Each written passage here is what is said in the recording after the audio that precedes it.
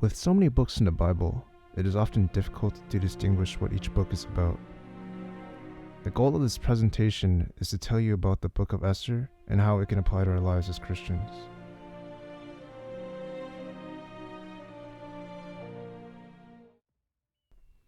The events of Esther take place in Persia, with the events peaking around 482 BC, but a better range for when the Book of Esther was written was from 482 BC to 470 BC.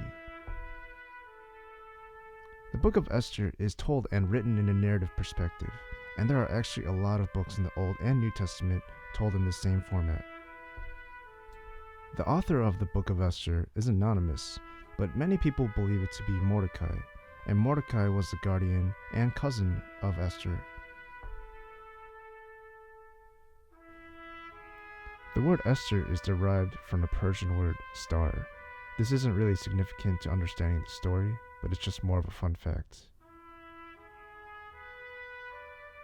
The Book of Esther contains 10 chapters, 167 verses, and 5,637 words. If you were to read the Book of Esther, you might notice that God's name is not mentioned once throughout the book.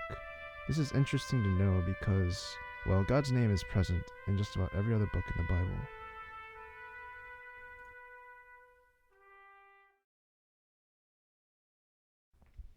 I believe the Book of Esther was written to demonstrate God's love and sovereignty in all circumstances, and that we should continue to trust and believe in Him, even when the situation looks bleak. In order to fully understand the Book of Esther, there are 4 main characters that you should be well aware of. The first character is Queen Esther, and she is the most important character in the book. Next to the queen is King Xerxes. If you've taken a history class, you'll know that King Xerxes was the king of Persia.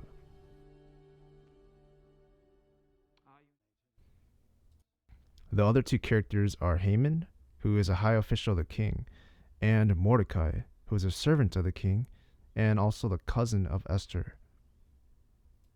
If you were to try to distinguish these characters, Haman would be the antagonist, and Mordecai would be the protagonist.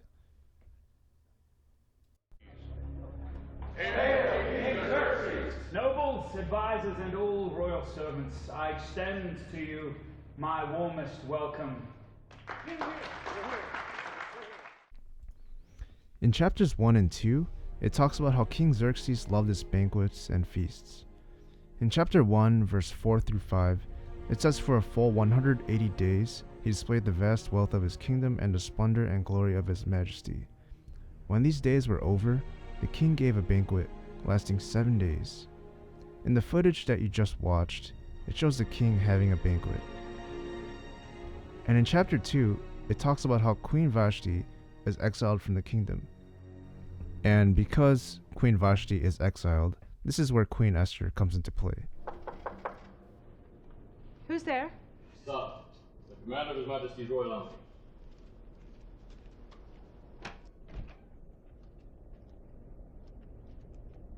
I honor you, Queen Vashti.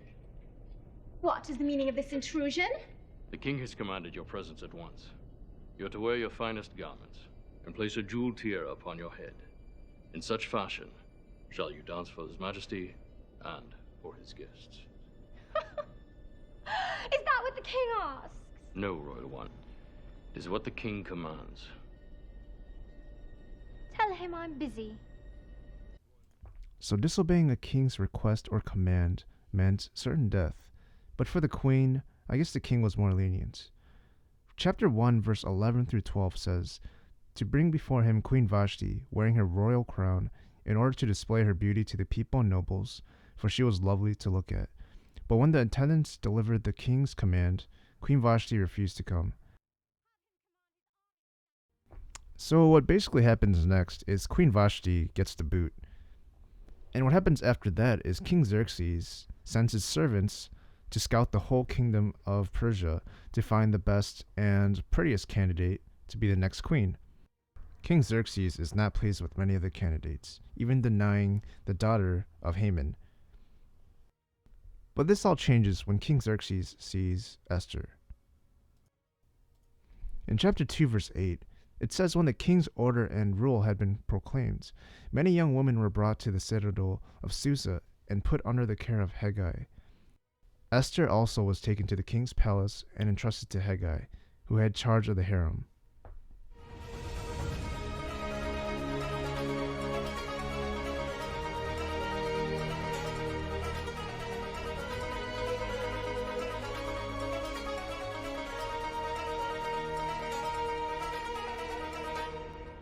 This one comes extraordinarily well recommended, Your Majesty.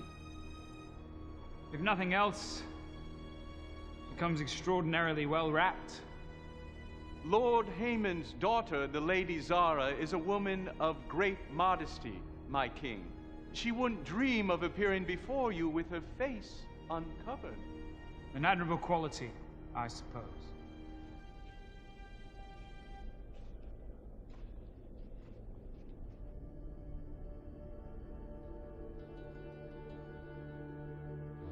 Can it be? Your Majesty? You there. Step forward.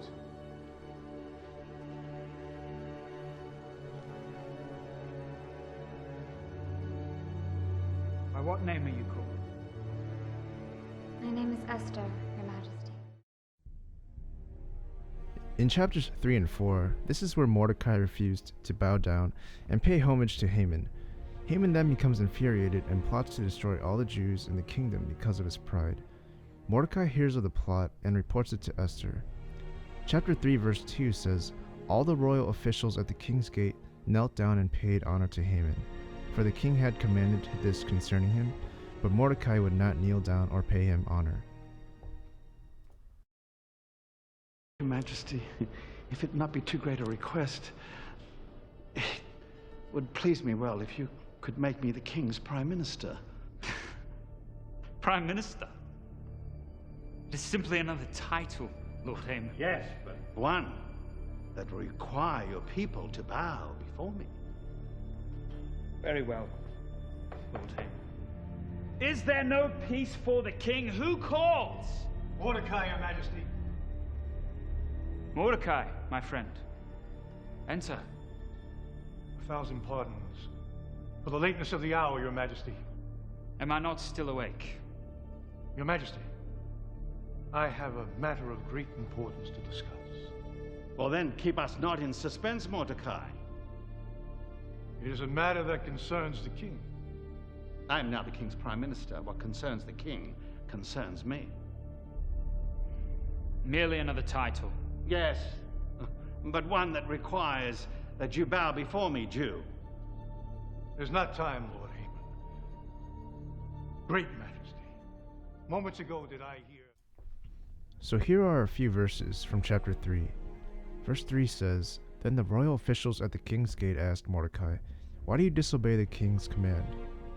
Verse 5 says, "When Haman saw that Mordecai would not kneel down or pay him honor, he was enraged." The important verse to note here is verse 6. "Yet having learned who Mordecai's people were, he scorned the idea of killing only Mordecai. Instead, Haman looked for a way to destroy all of Mordecai's people, the Jews, throughout the whole entire kingdom of Xerxes." And this is where things get interesting, because by killing all the Jews, that also meant the death of Queen Esther. It is the wicked Lord Haman, my queen. He has convinced your husband, the king, to destroy all the Jews. No. This cannot be. On the 13th of this month, all the Jews will be put to death, including you.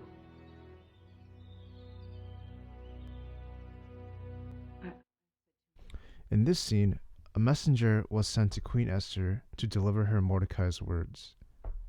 Chapter 4, verse 12 through 14 says, "When Esther's words were reported to Mordecai, he sent back this answer: 'Do not think that because you are in the king's house, you alone of all the Jews will escape.' This essentially meant that Queen Esther was also in danger. The most memorable verse in the book that really challenges Queen Esther is this verse. Verse 14 says, "For if you remain silent at this time, Relief and deliverance for the Jews will arise from another place. But you and your father's family will perish. And who knows but that you have come to your royal position for such a time as this? There is a time to remain silent, and a time to speak. But if you remain silent now, you and your people will perish. Is it not possible? In the second half of the book, a number of things happen. Esther gives a request to the king, and King Xerxes gives his edict on behalf of the Jews, which means that Mordecai is honored and Haman is impaled. In chapter 5, verse 3, it says, "Then the king asked, 'What is it, Queen Esther? What is your request? Even up to half the kingdom it will be given to you.' In chapters 7 through 8, Esther replied, 'My petition and my request is this. If the king regards me with favor, and if it pleases the king to grant my petition and fulfill my request, let the king and Haman come tomorrow to the banquet I will prepare for them.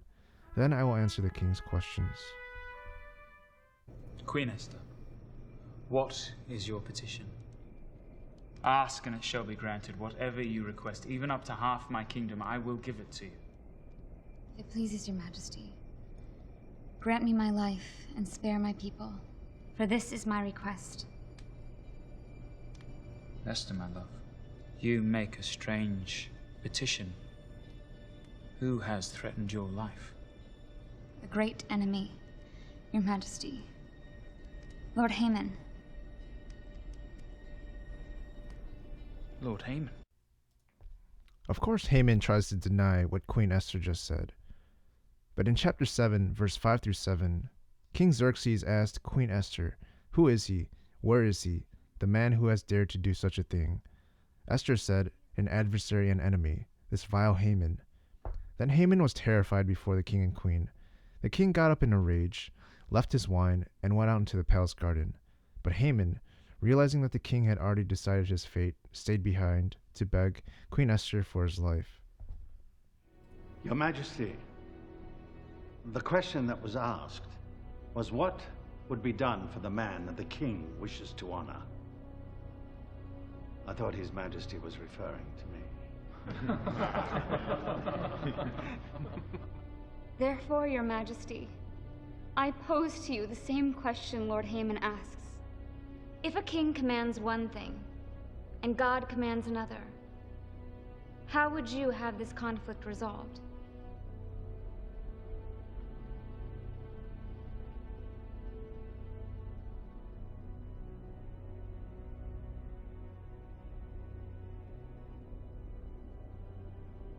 I would have a man follow his own conscience.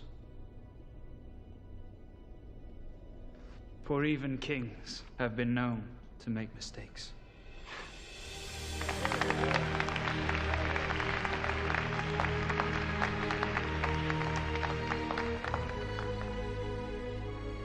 I find no treason in Mordecai or his people, and he shall continue to serve me with honor and distinction. And his people shall live.